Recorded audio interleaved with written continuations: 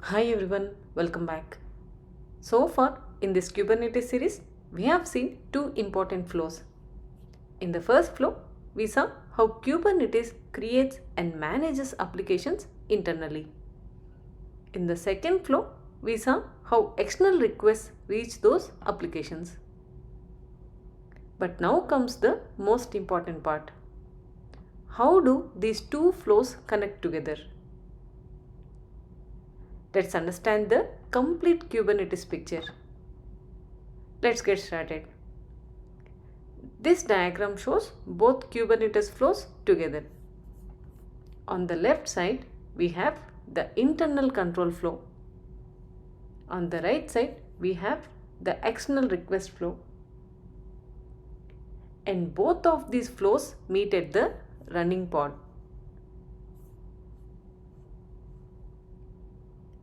Let's quickly recap the internal control flow.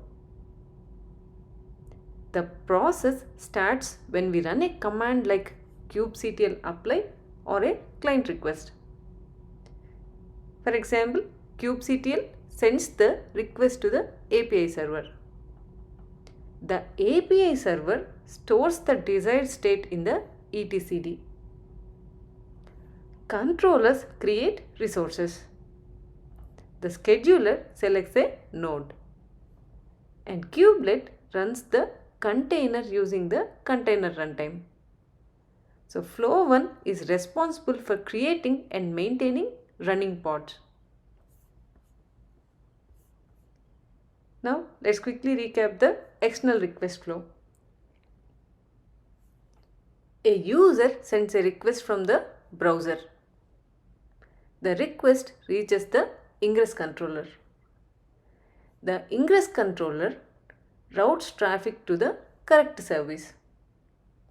The service selects backend pods, and kube-proxy helps route traffic inside the cluster. Finally, the request reaches the pod and container. So, flow 2 is responsible for delivering requests to running pods.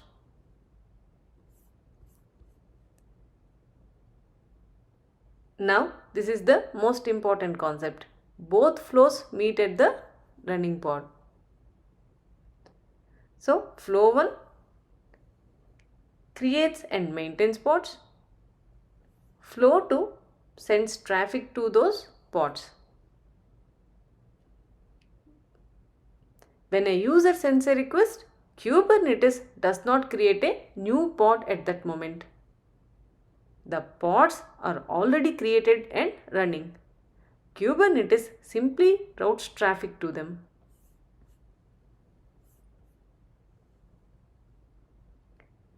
So, flow 1 prepares the application and flow 2 uses the application. Now let's see something really powerful. Suppose a pod crashes. Flow 1 detects the problem and creates a replacement pod. Then flow 2 automatically starts sending traffic to the new running pod. This is what makes Kubernetes self-healing and reliable. So, Kubernetes is not just running containers, it is continuously monitoring the system, maintaining desired state, routing traffic, and recovering from failures automatically. So the final takeaway here is flow 1 builds and maintains your application. Flow 2 delivers users' requests to the application. Together, both flows make your application available and reliable.